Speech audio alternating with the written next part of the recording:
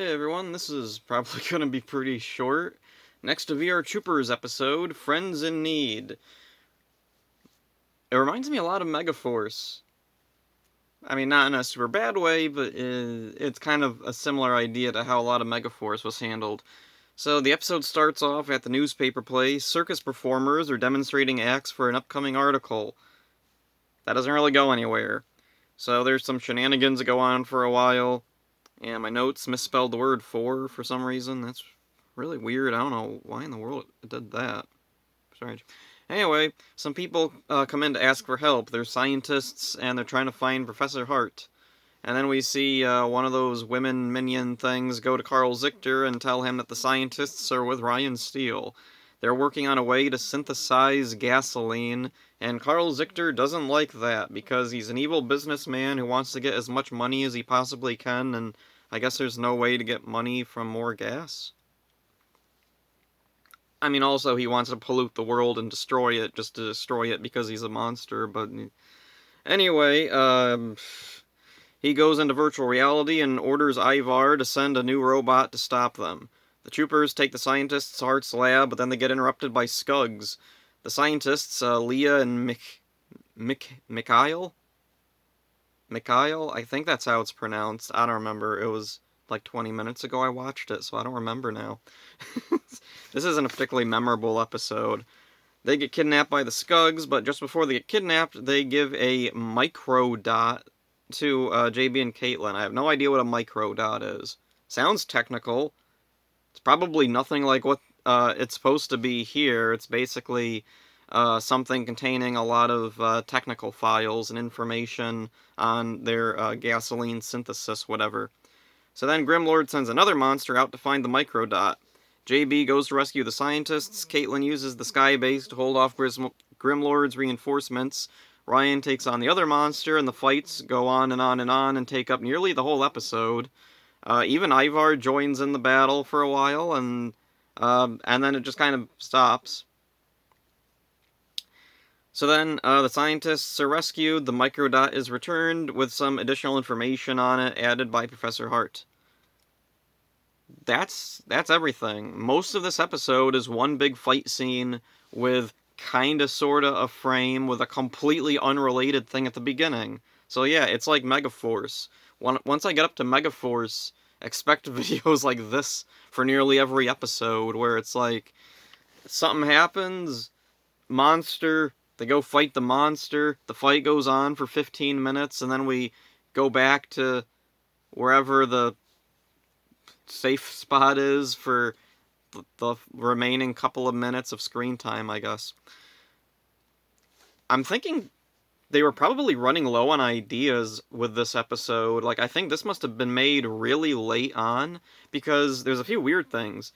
Jeb is around for most of this episode, but he doesn't really contribute a whole lot. The few scenes with him are mostly like, there's a stock shot of him with his eyes cartoonishly bugging out. Percy's not in this at all. That was really weird.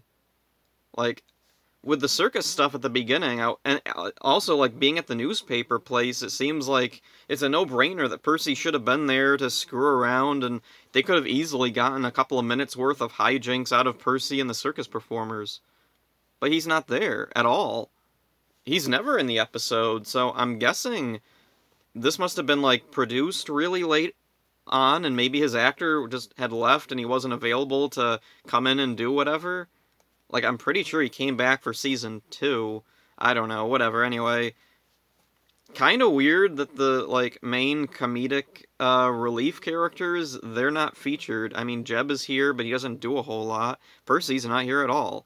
And the other thing that makes me think they might have been running low on ideas is because of the Spielbahn footage that they choose to use. The two scientists, they dress them up in these weird outfits. The explanation is that they were in disguise with the circus. They don't really explain why. It's just a really flimsy excuse to explain why they're wearing what their doubles in the Japanese footage are wearing. And that's kind of unusual for VR Troopers to go out of its way to do something like that, because there really wasn't any reason to have these characters, like, dress up like that, unless they really, really wanted to use that footage, and I'm thinking that was the idea. Usually, they don't seem to go to all that much trouble to, like, match the footage with the Japanese version, at least not recently. It doesn't happen often. Definitely not as much as it happened with early Mighty Morphin, where they would often have, like, a kid dressed up in an outfit to kind of sort of match a kid in the Japanese footage.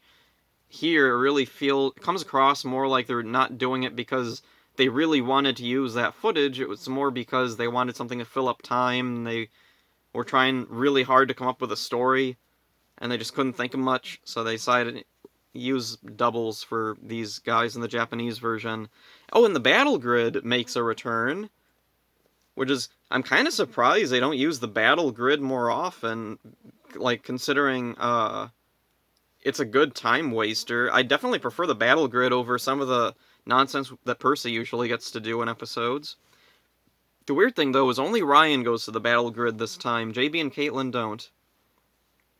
I don't know, whatever. Let's see. Grimlord just gives up at the end, like he usually does. I'm really hoping that's something they improve on in Season 2 or later Season 1 episodes, where he... Because it was getting better. Like, originally, that was a big problem. Grimlord would come up with a plan, then he'd just give up and stop. For no real reason. Like, there's nothing stopping him from just trying again. Like, for a while, they got a little bit better at writing around that, and so he has a reason not to just keep attacking. This time, though, I guess he just got tired of fighting, or his monsters got tired of fighting. The battles are repetitive, but they're good. I like seeing all this old, like, 80s Metal Heroes footage. It's cool. Like, Japan knows how to shoot a fight scene. And the other thing that's nice, even in VR Troopers, the music is all really good, the sound work is good, the voice work is good. Like, nobody has an annoying voice. It's not, like, super repetitive. We don't have a million uhs like we're gonna get in Masked Rider later. So overall, it's an episode. It's definitely one of the weaker episodes of VR Troopers, but at the same time, it's not one of... Like, it's not the most annoying or most frustrating episodes. It's not boring, either. It's just, there's not a lot to it. It's fine. That's it for this one, I guess. Hope you enjoyed it. See ya.